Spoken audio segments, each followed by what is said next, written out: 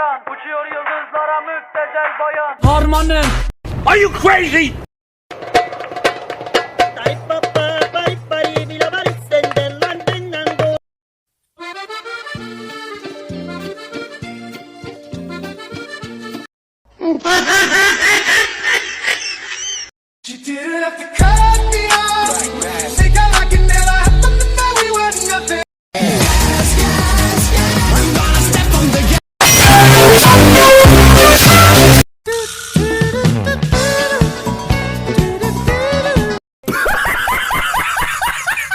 Oh my God!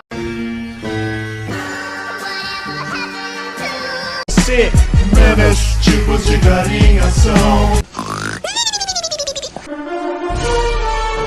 Huh?